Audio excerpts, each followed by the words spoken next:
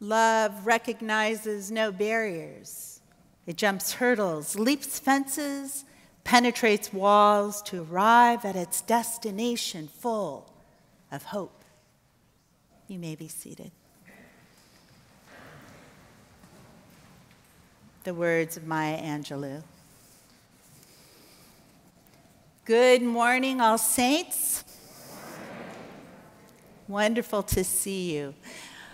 Whenever I hear the parable of the Good Samaritan, I can't help but think and smile about our own Easter Vigil version, when our liturgist Melissa Hayes plays the robber, and Verger Anita Minotto plays the fallen traveler.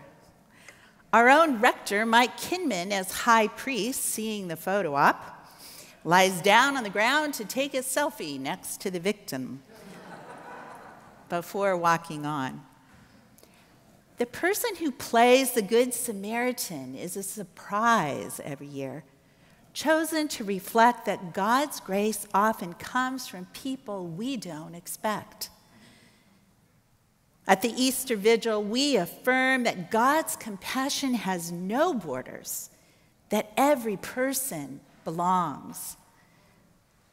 Our deepest human needs are for compassion and belonging, and she who is love at the center of all that exists is there to meet them.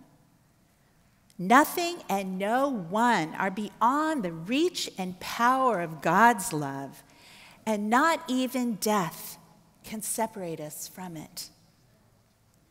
This awareness is the cornerstone of our joyful spirituality. According to the church calendar year, we are now in what is called ordinary time. The paschal fire of Easter and the flaming tongues of Pentecost may have faded from our awareness. God knows there are so many things that distract us from our truest selves. Just everyday life can take me off center, and I know I'm not alone. I have to strive daily to maintain a meditative discipline and prayerfulness that I may dwell in the presence of God. In addition to the challenges of our personal lives, we live in a country influenced by a society of malignant regression that seeks to control the bodies of those who can become pregnant, and that devalues and sheds off bodies of color. We disrespect even the body of the earth herself. We have become our most dangerous enemy, turning our own constitution into a weapon. The gun violence in America is a horror.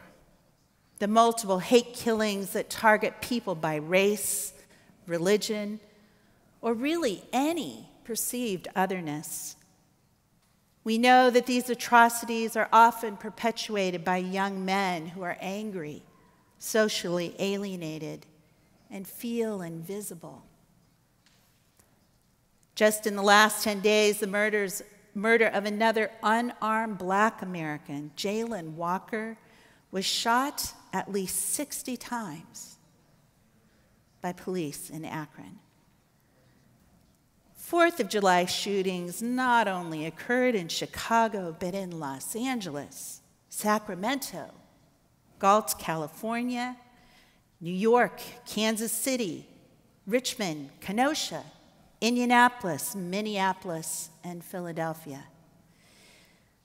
From the Los Angeles Times editorial boards, mass shootings have become as American as apple pie. All saints, we are a community dedicated to grace in action, and we reflect that and take action in the world for peace and justice.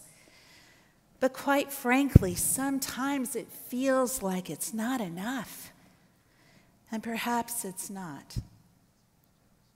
We need to remind ourselves that there are spiritual powers and energies present in the material world and within ourselves that can vibrate with the love of God or live in estrangement from it. There is a powerful connection between dwelling in the presence of God through meditation and prayer and being transformers of hate and alienation in the world. Connected to the source, we become the conduits of God's healing energy in everyday life. Without grounding ourselves in spiritual realities, we can feel powerless, like tiny boats trying to navigate rocky shores through fog thick, with turbulence and waves too fast and furious. We need truth.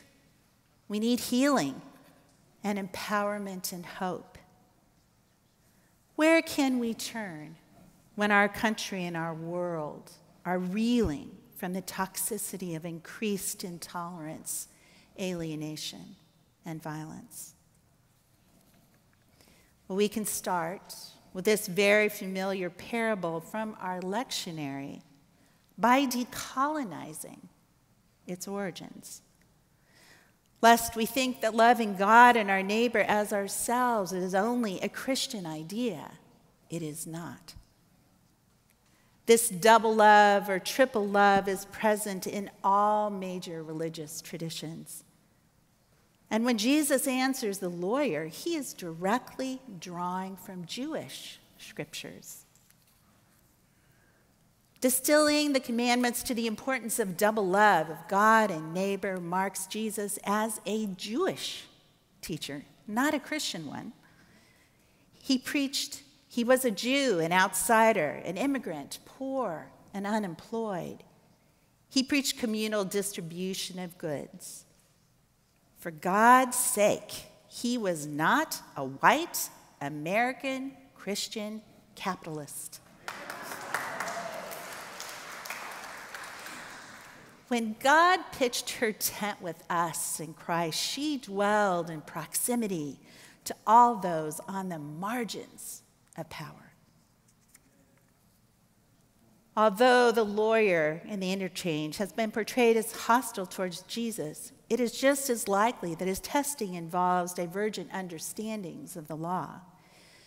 Hebrew scriptures included sojourners as neighbors, but the term was primarily understood as members of the practicing Jewish community. And we can perhaps identify with the lawyer who's kind of looking for a class syllabus in order to pass the final exam. A list that tells him what he must read and also, very importantly, what he is not responsible for and won't be tested on. The lawyer is seeking limits to his obligations. Jesus does the opposite. Instead of defining the limits of responsibility, he points towards a way to live and be in the world with unlimited compassion. In the words of Moses, the word is very near to you. It is in your mouth and in your heart for you to observe. It's not out there. It's in here. The boundless compassion of God is near within us and all around us. It is written in our hearts and draws us close to the suffering of others. It does not guarantee safety, nor contain cost. The scenario of a man falling victim to robbers was realistic. Banditry was widespread as a result of the exploitation of peasants and landless laborers. The road from Jerusalem to Jericho was traveled by many of the Jerusalem elite and proved quite fruitful for brigands posing as wounded victims. To come close to a victim, according to Jewish law, was not only taking a risk of being defiled, for touching one already dead, but also risking being harmed or killed by a poser. In this story, Jesus makes an additional twist by casting a Samaritan as the good neighbor. Jesus chose a person considered an outsider an enemy to reveal what it means to be a neighbor. Jews and Samaritans had a mutual hatred 8 centuries old. Although both groups observed the same law and worshiped the same God, Jews regarded Samaritans as only half Jewish. And no Jewish person would have identified with the hated Samaritans. But Jesus sees beyond hate and all the labels we human beings put on each other to what is deepest in each person's heart. He calls us out, like Lazarus from the tomb, to live into the energy at the heart of God. Note that because Jews and Samaritans followed the same law, the Samaritan risked defilement by touching a corpse of someone not in his immediate family, a person who could well have despised him, but moved by compassion, the Samaritan dares to get dirty. He uses his wares of oil and wine, healing the victim and binding his wounds, and then entrusts an innkeeper with a blank check for the victim's care, risking being held responsible for an exorbitant amount. Jesus answers the lawyer's questions not by defining the limits of responsibility, but by shattering the limits with unbounded compassion. It's not obeying the rules, but knowing the truth of who we are. We need to discover the light in ourselves and everyone else. Father Greg Boyle once said, "Just as soon the answer to every question is compassion." Our neighbor is not just the person living next door, is not the one who happens to be convenient to us to help. Our neighbor is not one who meets our qualifications. In fact, our neighbor can be the one who, by their difference from us, dethrones our preferred point of view. Jesus defiled all the categories upon which the world insisted: good, evil, success, failure, pure, impure. He was an equal opportunity pisser-offer. The traditionalists questioned where he chose to stand and were offended by the proximity he kept with those they rejected. Those who liked revolution in high gear were impatient with his brand of solidarity. For truth and healing in our nation, my friends, the hidden aspects of our founding story of violence and trauma must be told. We need to tell it as a nation, a city, and a church. Our July 4th celebrates white European settlers who came to this land to escape trauma and violence, severing ties to country and kin, which then became described as pure freedom. We leave out the spirit of dominance that embodied and a mentality that insisted on responding to perceived enemies with fear and violence, including genocide and enslavement. They needed guns to keep those without them enslaved or eradicated. That mentality defined whiteness as godliness and neighbors as those civilized in European ways.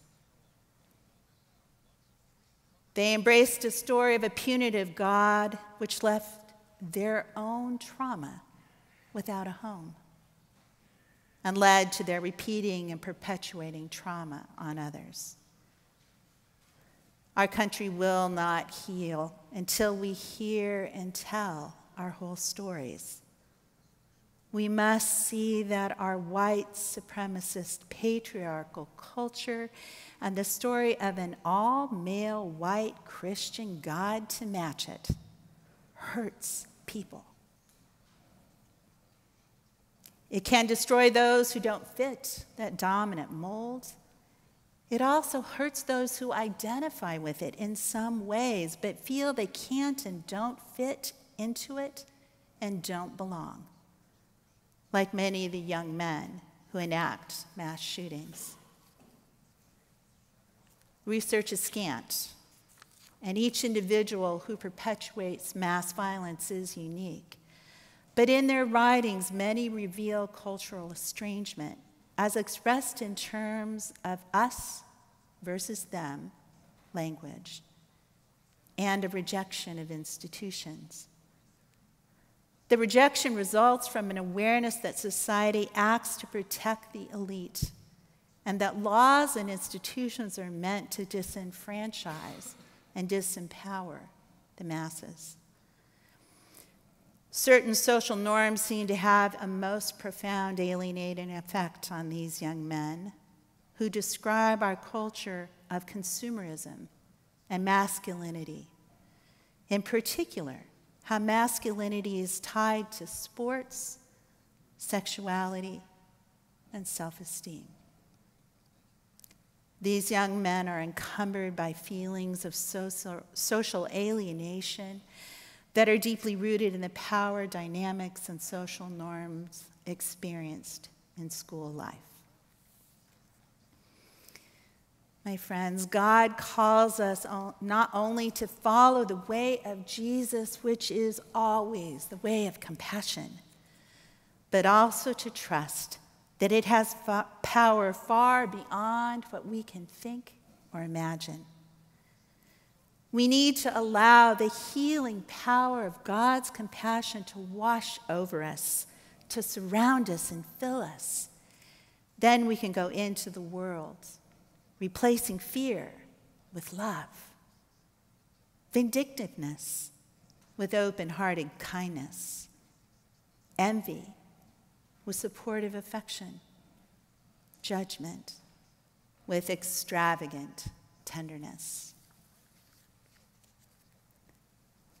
The ordinary time we live in, tribal, divisive, anchored in the illusion of separation, is unhealthy, sad, and fearful. We must propel ourselves and each other into the world to cultivate a movement whose ventilating force is tender compassion, where all are valued and belong.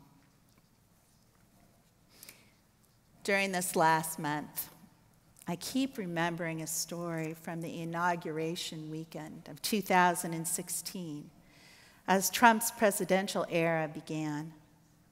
I felt then some of the same anger, sadness, and mounting discouragement that I can feel now.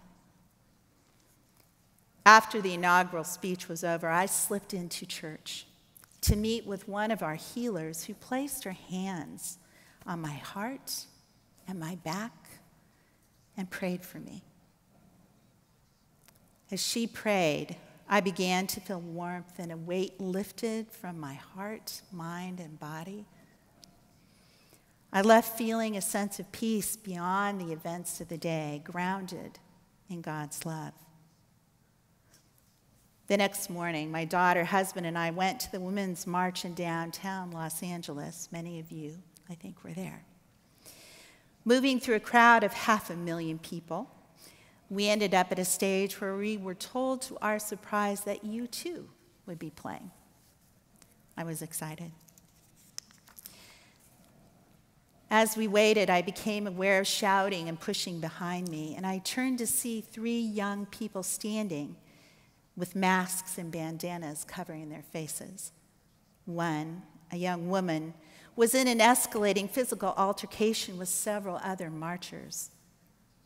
When I turned, she was almost literally in my arms, and I instinctively moved my body between her and a much larger person she was shouting at, who in return told her to leave and go home.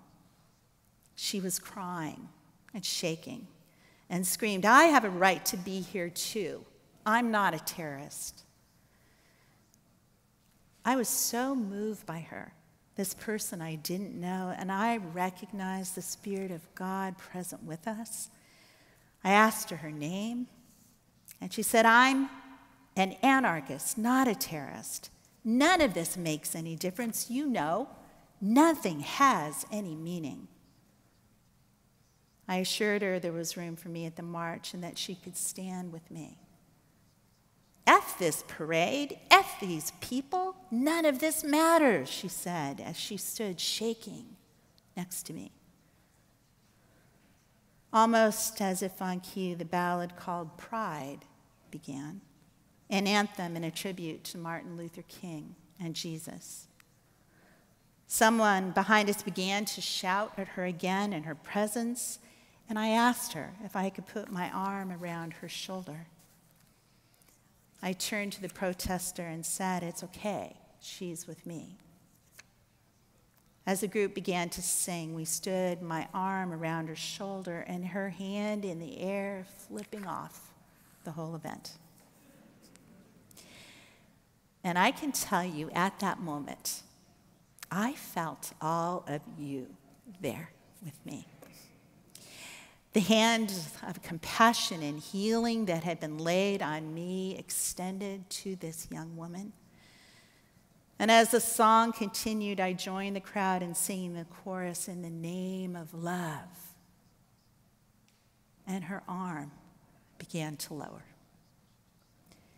It got lower and lower, and the finger came down, and she relaxed into my arm. Before she left, I told her about a place in Pasadena where I knew she would always be welcome.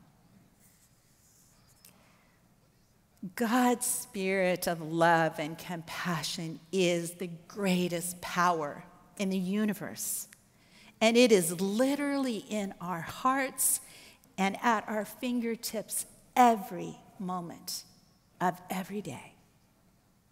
We just need to experience it and pass it on without measure or qualification, trusting in the abundance of God to amplify our alignment with her compassion. Ours is a non-linear universe in which we never know which small act of compassion or large concerted effort will tilt our world towards a place where everyone belongs and matters. But God in her mercy is with us every step of the way. Amen.